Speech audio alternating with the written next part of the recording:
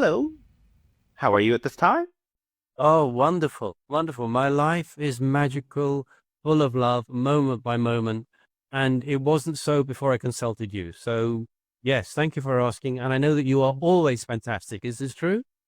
This is very true, and we are even more excited when we hear that you are raising your own frequency to match this energy that we offer to you in your work. Thank you. But don't you see it? Don't you see it in me and sense it? Or I have. We absolutely do. Excellent. Are you kind of present around me a lot? Is that how it goes?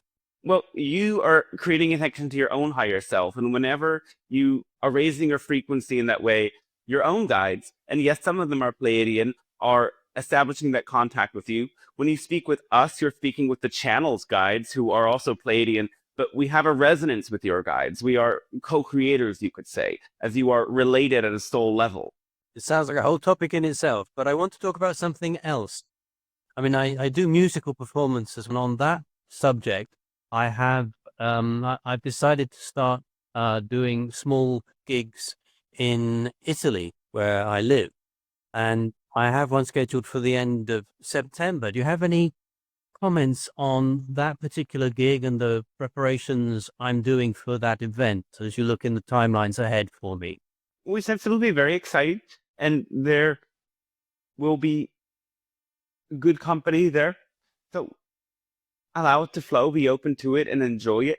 See it as a great opportunity to begin even more events of this nature. Exactly. I would very much enjoy that. Um, and I'm doing preparation a number of different ways. There's technical preparation, there's performance preparation, but there's also sort of spreading the word and how is it going to be more than just a musical event, but an actually very happy evening that people remember. I'm preparing on all these fronts at once, but I think I'm doing okay. Remember that you were there to bring the music, and if people have a great time, it depends on many other factors. So allow it to be exactly what it is, and don't try to push too hard for the experience that the guests have amongst themselves. Just create an amazing performance. That's all you have to do. Okie doke. Last week, there was a charity event to raise some money for the border situation here in Cambodia.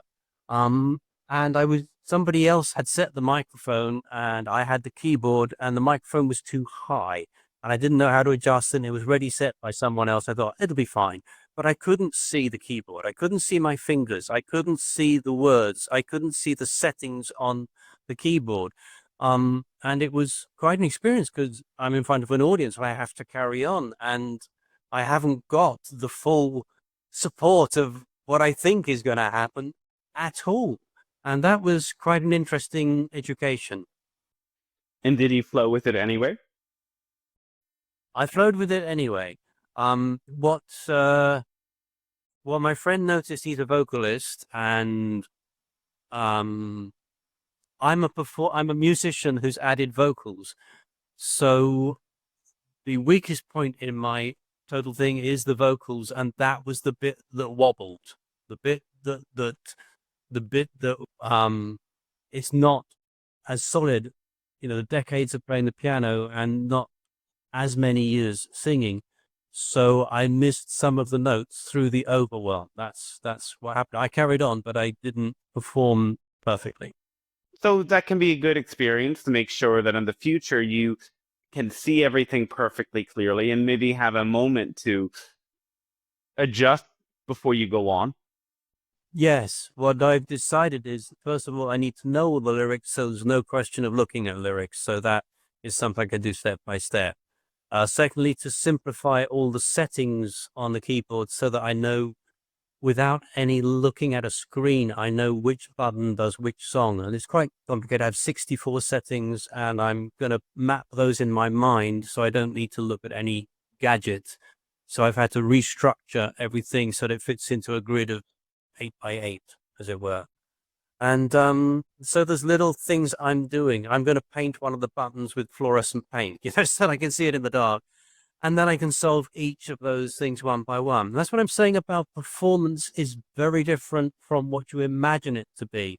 The same with speaking in public. You can write the notes in private, but it's not until you have more of a situation. Also doing an exam. You don't get that. So that's an idea. You have more comments on that? Well, there's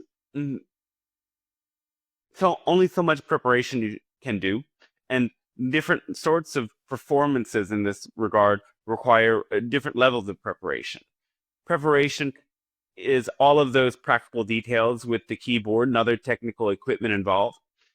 Though preparation for performances like speaking or exams are more on a mental level. But it isn't just mental, it's also on the level of your nervous system, making sure that you are in a balanced state.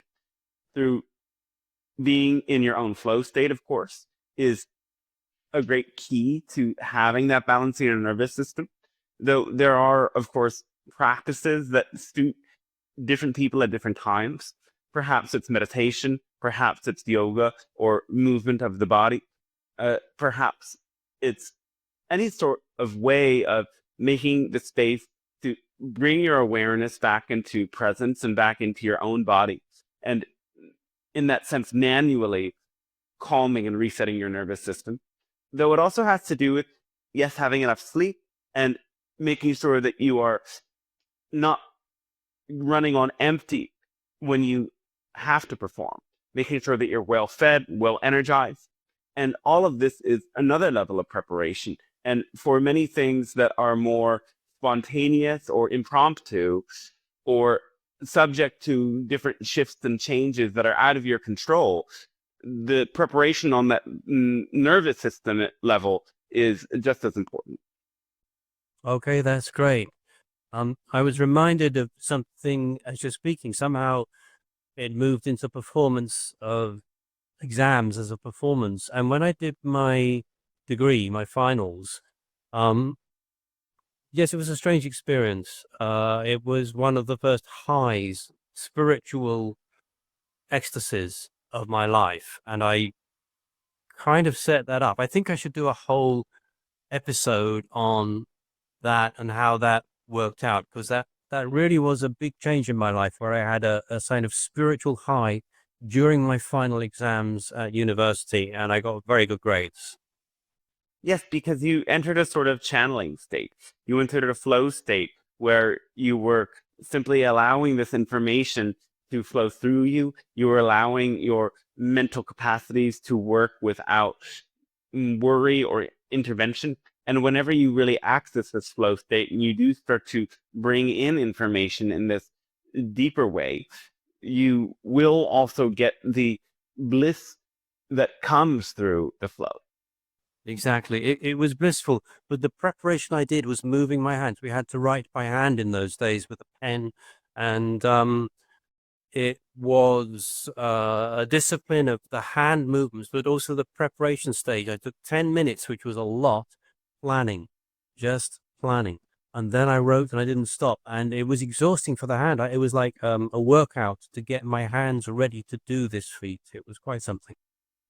Yes, so that also shows you that some degree of preparation for most flow states is very helpful to get your body ready, to get your mind ready, to be in a state of deep presence, and then allow it to flow.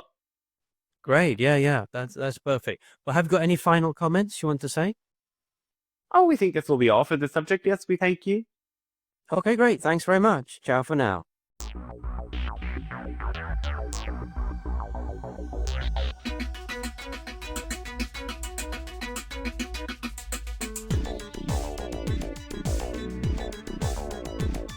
On the spaceship of Babel, we are gliding through the stars on a 5-year mission beyond Jupiter and Mars. A celestial encounter on a future Noah's Ark, and you won't hear us coming. So whisper in the dark.